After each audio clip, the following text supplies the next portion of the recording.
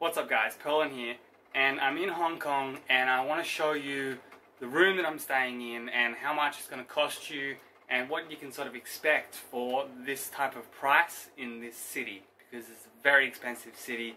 It's hard to get accommodation in general, it's hard to get cheap accommodation. So, room tour. You got the hallway door, you've got the bed, which is very pink. I don't know why it is so pink. But you got a bed, sort of comes down here. Now, I'm a tall guy, so I kind of had to sleep like diagonal across this bed just to be able to fit.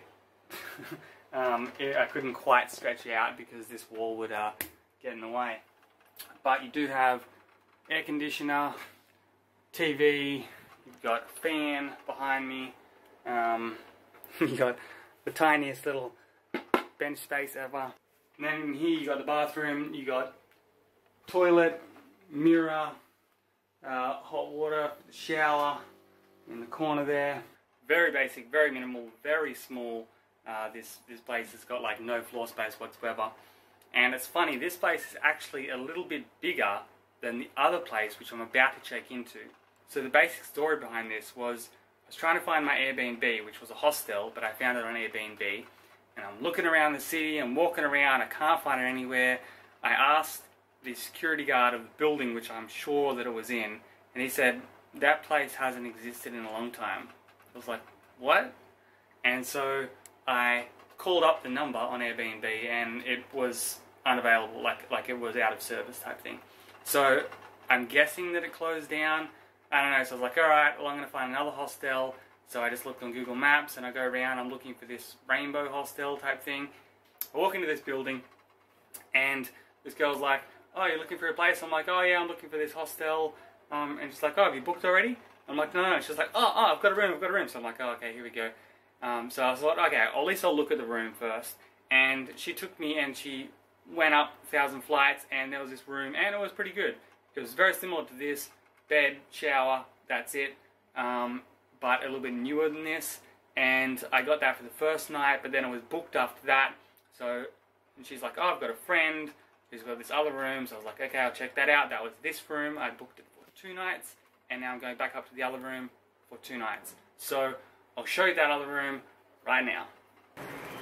And here we are, in the second room. So, this room, as I mentioned, is newer. Now, this bathroom is smaller than the other one. As you can see, there's like no space between the wall and the toilet, so you kind of even have to sit on the toilet like sideways, which is just ridiculous, and having a shower is awkward in there, to say the least. But it is newer. Then you got, it's all sort of tiled, you got the same sort of bed, and TV, fan, and air conditioner, and this one has a window, which is cool. So you can look out and you can check whether it's day, night, whatever. The other one didn't have a window to the outside, so you know, you could be in the middle of the day or the middle of the night and you wouldn't really know.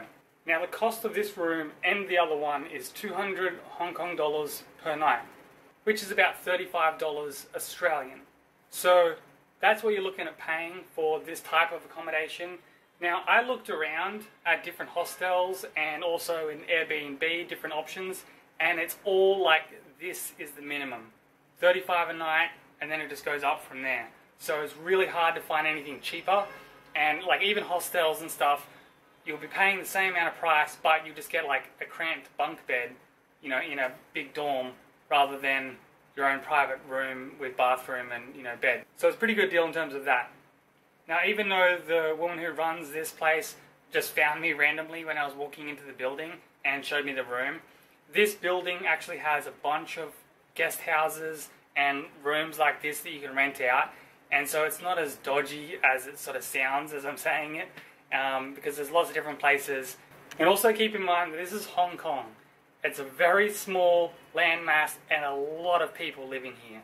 So people don't go out, they just go straight up. These buildings are crazy tall and there's a lot of different things in each building. Like there's guest houses like this, there's little businesses, there's, laundry mats, there's just random stuff on every single level, and these buildings just go up and up and up.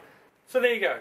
that gives you a bit of an idea of what you can expect to pay for $35 Australian here in Hong Kong, and the tiny, tiny space that you will be living in if you want your own little private room and if you don't want to pay any more.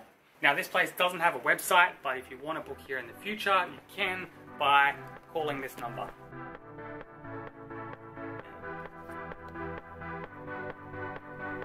That's it for now. Hope you enjoyed this video. Until next time, bye.